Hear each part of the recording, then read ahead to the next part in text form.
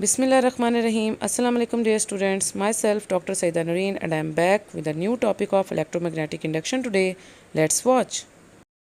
Today we are going to study the new topic of electromagnetic induction and that is mutual induction. Mutual induction वो topic है कि आपने शुरू में जब डिफरेंट मेथड्स पढ़े थे कि किस तरह से आप ईएमएफ और करंट को इंड्यूस करा सकते हैं किसी भी सर्किट के अंदर, तो तब आपने ये प्राइमरी कॉइल और सेकेंडरी कॉइल के बारे में आपने एक इंट्रोडक्टरी एक पैराग्राफ पढ़ा था जिसमें आपने ये देखा था कि किस तरह से अगर आप प्राइमरी कॉइल में करंट को चेंज कराते हैं with the help of the rheostat की मदद से आप उसकी रेजिस्टेंस कम या ज़्यादा करके जब चेंज इन करंट लेके आते हैं इन द प्राइमरी कॉइल, तो उसकी वजह से ईएमएफ और जो करंट होती है वो इंड्यूस होती है within the secondary coil due to the change in magnetic flux.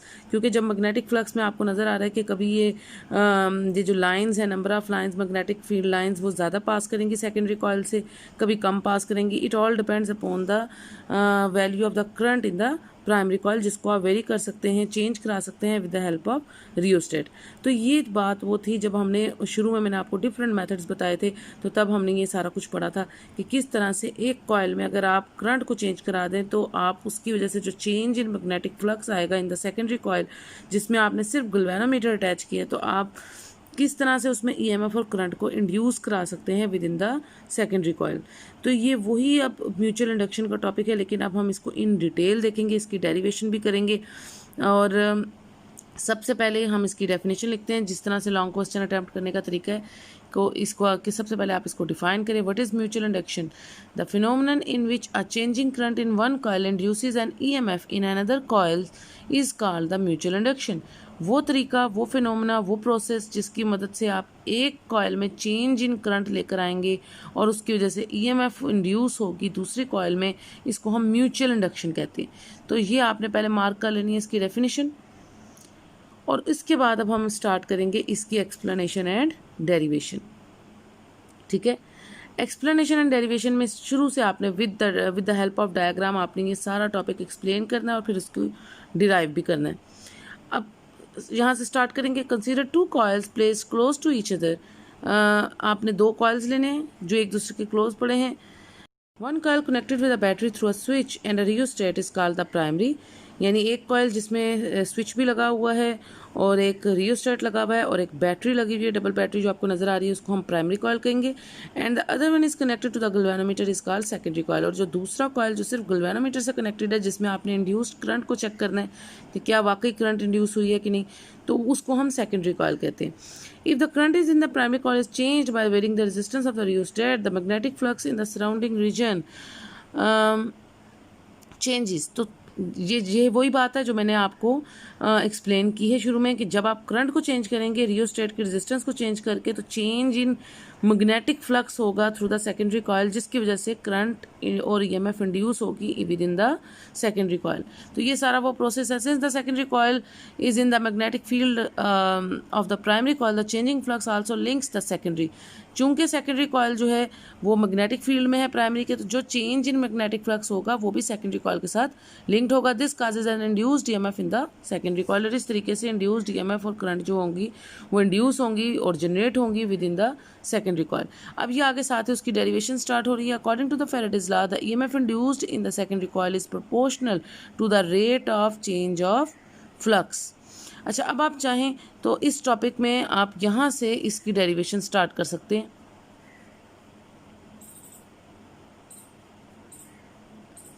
यानी इसमें आप इकट्ठी हेडिंग देने की बजाय अब आप क्या कर सकते हैं कि शुरू में ये जो टॉपिक था ये तो इसकी डेफिनेशन हो गई ना, और शुरू में ये आप इसको खाली एक्सप्लेनेशन कर दें। अब बजाय एक्सप्लेनेशन एंड डेरिवेशन के आप जस्ट उसको एक्सप्लेनेशन कर सकते हैं।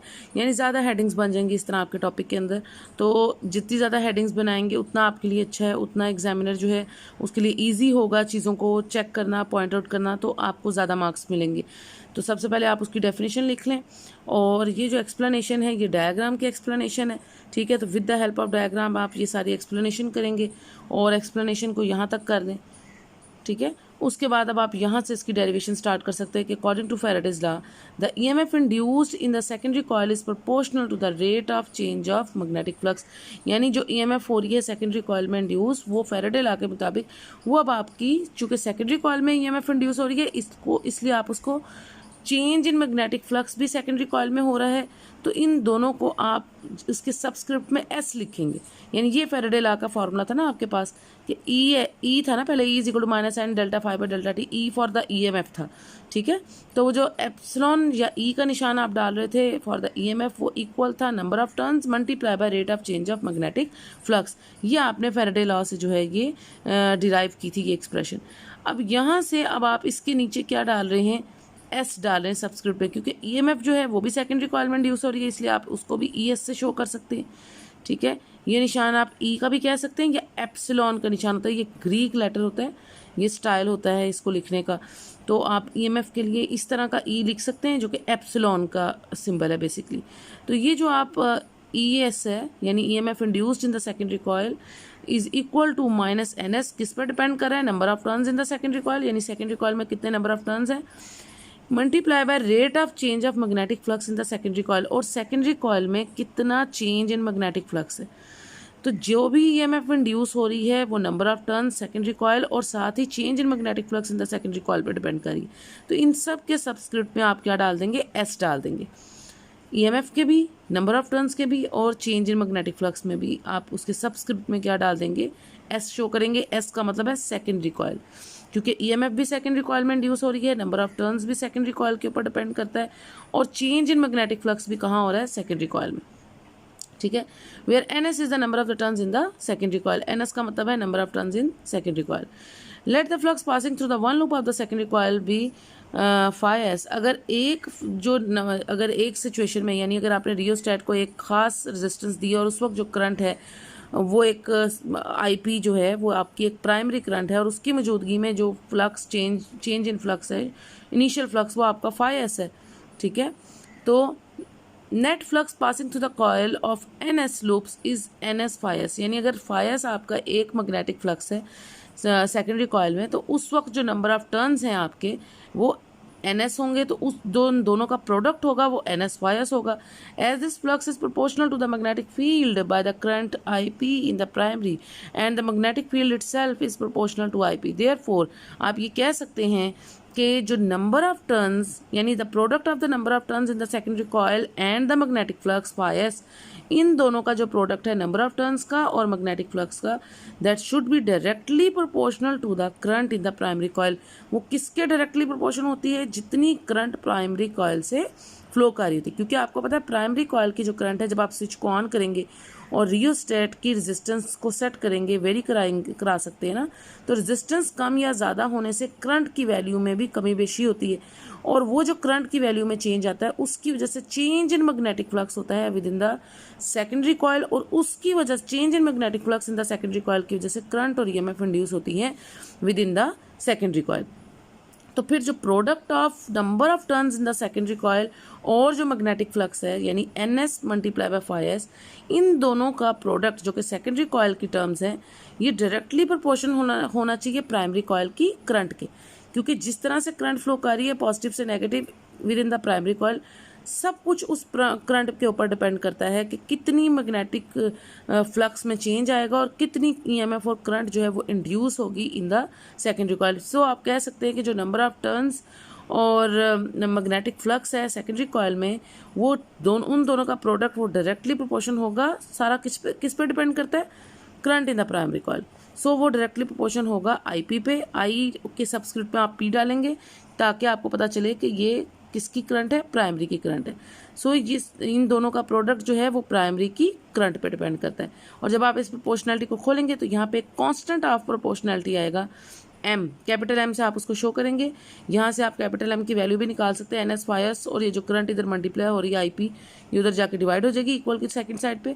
This proportionality constant is called the mutual inductance, और आप इस कांस्टेंट को mutual inductance of the two coils कहेंगे। It depends upon the number of the turns of the coils, their area of cross section, their closeness together and the nature of the core material upon which the two coils are wound। ठीक है, और ये nature of the core material जो है जिसके ऊपर दो coils wound हुए हैं उन सब पे डिपेंड करते हैं। यानी ये जो म्यूचुअल इंडक्टेंस है ये इंडक्शन को इंक्रीज भी कर सकती है और इंडक्शन को डिक्रीज भी कर सकती है। ये कांस्टेंट बहुत इंपॉर्टेंट है, और ये कांस्टेंट किन किन चीज़ों पर डिपेंड करता है, नंबर ऑफ टर्न्स पर भी डिपेंड करता है, उनके एरिया पे डिपेंड करता है, उनके आपस में ये प्राइमरी और सेकेंडरी कॉइल आपने कितने करीब रखे हुए इस पर डिपेंड करता है। और ये जो बीच में आपने जस्ट लाइक अ सोलेनोइड, ये जो भी आपने आयरन बार दिया है या जिसके ऊपर आपने ये वाउंडिंग्स की हुई हैं, उस वो कौन सा मटेरियल है, आयरन का है, कॉपर का है, सिल्वर का है, यानी उस मटेरियल की nature of the core material जो है ऑफ द टू कॉइल्स जिनके ऊपर आपने वायर बाउंड की है उसके ऊपर भी डिपेंड करता है। तो ये सारी चीज़ें, ये सारी डिपेंडेंस है किसकी, म्यूचुअल इंडक्टेंस की। तो ये इंपॉर्टेंट लाइन्स है कि म्यूचुअल इंडक्टेंस जो आपका कांस्टेंट है वो किन किन फैक्टर्स के ऊपर डिपेंड करता है। ठीक है, तो ये आप उसको अंडरलाइन कर सकते हैं यहाँ से। उसके बाद अब आपने चूंकि इसको डिराइव करना है तो हम इसको आगे लेके चलते हैं कि ये जो चीज़ अब आपने प्रोडक्ट निकाली है NS phi S is equal to MIP, इसको आप इधर पुट कर सकते हैं within the Faraday's law. Faraday's law आपने लिखा है ES is equal to minus NS delta phi S over delta T। Delta को ज़रा अगर आप बाहर निकाल के रख दें, क्योंकि नंबर ऑफ टर्न्स भी तो आप चेंज हो सकते हैं ना। पहले हम सिर्फ कहते थे कि rate of change of magnetic flux, अब हम कह रहे हैं मैग्नेटिक फ्लक्स के साथ साथ ये ज़रूरी नहीं है कि नंबर ऑफ टर्न्स आप कांस्टेंट रखें, आप number of turns in the secondary coil को भी चेंज कर सकते हैं। सो आप इन दोनों को डेल्टा के अंदर लिख सकते हैं। ठीक है, NS को भी और फायस को भी, यानी नंबर ऑफ टर्न्स और ऑफ द सेकेंडरी कॉइल और जो magnetic flux of the secondary coil, आप डेल्टा बाहर निकाल के इन दोनों को इस तरह अंदर लिख सकते हैं। अब ये जो दोनों प्रोडक्ट है NS फायस, ये किसके इक्वल है, MIP के, ये जो भी आपने ऊपर ड्राइव किया है। ठीक है, क्योंकि ये प्रोपोर्शनल है ना current in the primary coil, तो उसके साथ आपके पास एक कांस्टेंट आ गया M, तो ये इसके बराबर है। अब आप इसकी वैल्यू इधर पुट कर सकते हैं आपके फैराडे लॉ में।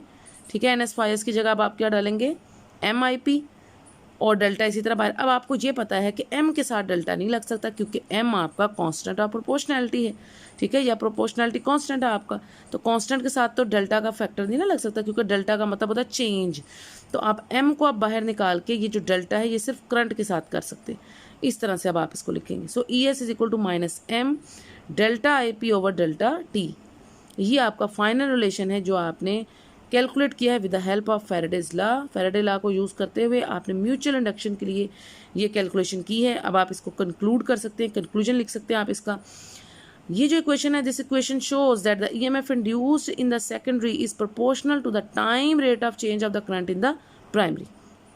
कि सेकेंडरी जो आपका लूप है उस सेकेंडरी कॉइल में जो EMF इंड्यूस्ड हो रही है वो किस पर डिपेंड करती है, rate of change of current in the primary coil. तो ये इसका कंक्लूजन है। आगे फर्दर भी आप इसमें कंक्लूजन में ऐड करेंगे चीज़ें। सो फर्स्ट कंक्लूजन तो इसका यही निकलता है इस एक्सप्रेशन से कि आपकी जो EMF इंड्यूस हो रही है सेकेंडरी कॉइल में वो प्रोपोर्शनल है to the time rate of change of current in the primary coil, कि जितना rate of change of current हो रहा है प्राइमरी कॉइल में उसके प्रोपोर्शनल है। ठीक है, कि जितनी EMF इंड्यूस होगी सेकेंडरी में। उसके बाद और आप कंक्लूजन में कौन से पॉइंट्स इसमें ऐड कर सकते हैं वो भी देख लेते हैं। Negative sign in the equation indicates the fact that the induced EMF is in such a direction that it opposes the change of current in the primary coil. Negative sign शुरू से लेके अभी तक जो पढ़ते आ रहे हैं, हमने क्या कहा कि नेगेटिव साइन जब भी आता है हम कहते हैं इस इलेक्ट्रोमैग्नेटिक इंडक्शन में वो हर जगह नेगेटिव साइन एक ही चीज़ शो कर रहा है, और वो क्या शो करता है कि जो इंड्यूस्ड EMF और करंट होती है वो हमेशा अपने काज को अपोज करती है। काज क्या है, चेंज इन मैग्नेटिक फ्लक्स, तो वो चेंज इन मैग्नेटिक फ्लक्स को चेंज कर रही हैं, यानी उसके अपोज करती हैं उसकी वैल्यू को, तो इसलिए उसके साथ नेगेटिव साइन आता है। While finding out the value of M, उसी क्वेश्चन से अगर आप जो है म्यूचुअल इंडक्टेंस की वैल्यू निकालना चाहते हैं तो नेगेटिव साइन को कैलकुलेशन में हम हमेशा इग्नोर कर देते हैं। जब हम न्यूमेरिकल प्रॉब्लम भी सॉल्व करते हैं तो भी हम कैलकुलेशंस में नेगेटिव साइन को इग्नोर करते हैं, तो क्योंकि वो जस्ट डायरेक्शन को शो कर रहा है, वो भी opposite direction of the induced EMF और करंट को शो कर रहा है। ठीक है, with respect to the change in magnetic flux. Thus M may be defined as the ratio. ये अब आपने ये रिलेशन कहाँ से निकाला है, वो जो आपका पीछे फार्मूला है ना कि ES, आपने जो फाइनल फैराडे लॉ से फार्मूला निकाला है नेगेटिव साइन को इग्नोर करने के बाद कि ES is equal to M और साथ किस पर डिपेंड कर रहा है, into delta IP over delta T। ये चीज़ अब आपने पीछे निकाली है ना, इस रिलेशन से अब आप M को कैलकुलेट कर सकते हैं। M जो म्यूचुअल इंडक्टेंस है that should be equal to ES over delta IP over delta T, यानी rate of change of current in the primary coil. तो यहाँ से आप इसको जो है वो यहाँ से भी डिफाइन कर सकते हैं म्यूचुअल इंडक्टर्स को कि the ratio of the average EMF induced in the secondary coil is equal to the time rate of change of the current in the primary. यानी म्यूचुअल इंडक्टेंस जो है वो इक्वल है रेशो। रेशो आपको पता है जब किसी दो चीज़ों को डिवाइड में लिखते हैं, डिवीजन में लिखते हैं तो वो उसकी रेशियो होती है. So mutual inductance should be equal to the ratio of the induced EMF in the secondary coil to the rate of change of current in the primary coil. और यहाँ से आप इसकी एसआई यूनिट भी बता सकते हैं कि जो EMF induced in the secondary coil है उसकी यूनिट क्या बन रही है, वो उसकी यूनिट होती है ना वोल्ट. यहाँ से आप उसकी यूनिट लिख सकते हैं, इसकी यूनिट वोल्ट और divided by rate of change of current in the primary coil, current की यूनिट एम्पेयर और डिवाइडेड बाय जो टाइम है उसकी यूनिट सेकंड. तो आपको पता है ना डिनोमिनेटर के ओवर डिनोमिनेटर अगर कोई चीज़ आ जाती है तो ये ऊपर जाके मल्टीप्लाई हो जाएगी. So this is volt second per ampere. ये इसकी ऐसा unit of mutual inductance M जो है ये वोल्ट सेकंड पर एम्पेयर, जिसको आप हेनरी कहते हैं. ये इसके एक साइंटिस्ट के नाम से मशहूर है, after the name of Joseph Henry. उसके नाम से इसको हम हेनरी जो है उससे शो करते हैं. और ये इसके 1 हेनरी जो है ये 1 volt per ampere into second के इक्वल होता है. और 1 हेनरी को आप यहाँ से डिफाइन कर सकते हैं. ठीक है. So 1 Henry is the mutual inductance of the pair of the coil in which the rate of change of current of 1 ampere per second in the primary causes an induced EMF of 1 volt in the secondary coil. ठीक है. हमने कहा कि जो आपका mutual inductance है यहाँ से उसकी यूनिट बनती है volt per ampere into second, and this volt per ampere into second is representing the SI unit of mutual inductance which is Henry after the name of Joseph Henry. Or 1 Henry can be defined as if the 1 volt EMF induced in the secondary coil due to the rate of change of current of 1 ampere per second in the primary coil. कि अगर 1 volt की EMF induce होती है secondary coil में rate of change of current in the primary coil of 1 ampere per second की वजह से, तो उस वक्त जो आपकी म्यूचुअल इंडक्टेंस होगी दैट शुड बी 1 हेनरी. तो उस वक्त जो आपकी म्यूचुअल इंडक्टेंस है उसको आप 1 हेनरी कहेंगे. तो ये जो म्यूचुअल इंडक्टेंस की आपने यहाँ से डेफिनेशन की है और ये 1 हेनरी को डिफाइन किया है, ये आप कंक्लूजन से पहले अलग से हेडिंग बना के म्यूचुअल इंडक्टेंस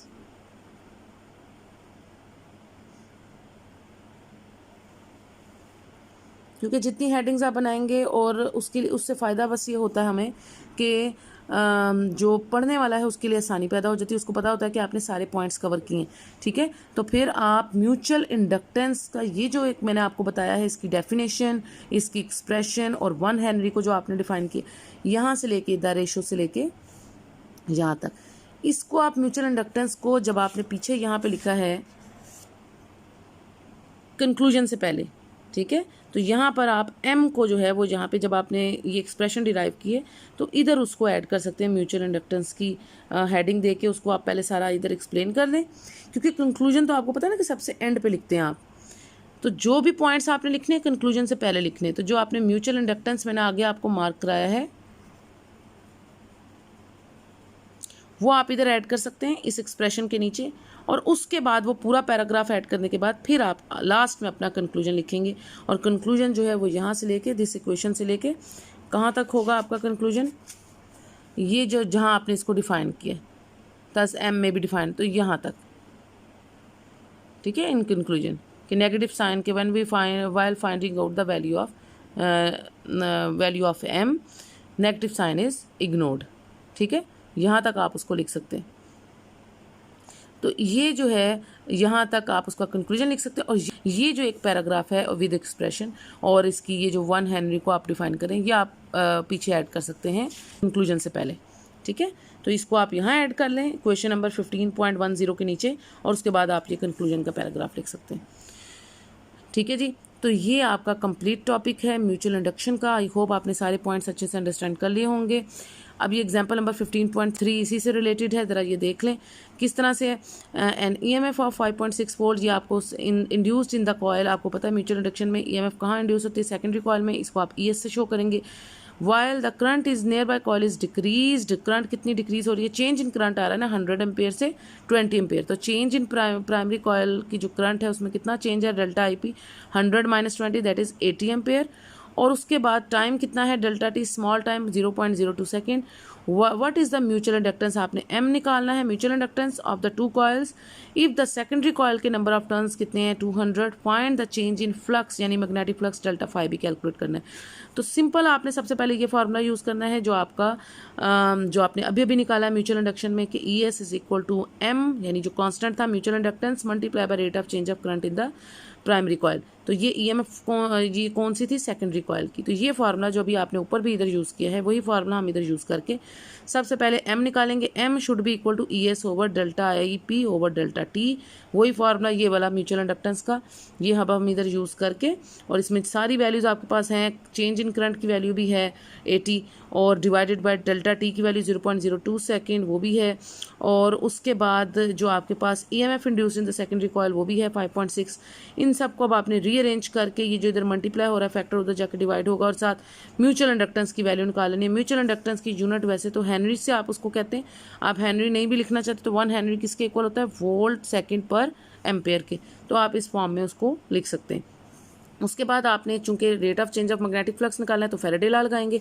फेरेडे लॉ आपको कहता है कि induced EMF in the secondary coil is equal to NS delta phi S over delta T। ये जहां से आपने म्यूचुअल इंडक्शन का टॉपिक स्टार्ट किया था कि जो EMF induced in the secondary coil है वो इक्वल होती है number of turns in the secondary coil multiply by rate of change of magnetic flux in the secondary coil. इस फॉर्मूले से अब आपको सिर्फ डेल्टा फाइस चाहिए ना, तो बाकी चीज़ें आपके पास हैं। सो डेल्टा T भी उधर जाके मल्टीप्लाई हो जाएगा EMF के साथ, और नंबर ऑफ टर्न्स जो इधर मल्टीप्लाई हो रहा है वो जाके डिवाइड हो जाएगा। इस तरह से आप रीअरेंज करेंगे टर्म्स को। NS की वैल्यू आपको दी हुई है 200, ES जो EMF इंड्यूस्ड है वो 5.6 है, और डेल्टा T टाइम जो है वो 0.02। आप ये सारी वैल्यूज़ को कैलकुलेट करेंगे और उसके बाद ये आपका आंसर आ जाएगा, और इसकी यूनिट होगी वेबर, क्योंकि वेबर जो है वो ऐसा यूनिट है मैग्नेटिक फ्लक्स की। ठीक है, आई होप स्टूडेंट्स आपने ये सारी चीज़ें अच्छे से अंडरस्टैंड कर ली। फिर भी कोई पॉइंट अगर आपको समझ में नहीं आया, यू कैन कमेंट में इन द कमेंट सेक्शन। अपना बहुत सा ख्याल रखें, दुआ में याद रखें। That's all for today, students. If you have not yet subscribed my channel, then subscribe my channel now. You can also share my channel and press the bell icon for future notifications. If you really like my lecture, then press the like icon also. Thanks for your attention. Until the next lecture, take care. Allah Hafiz.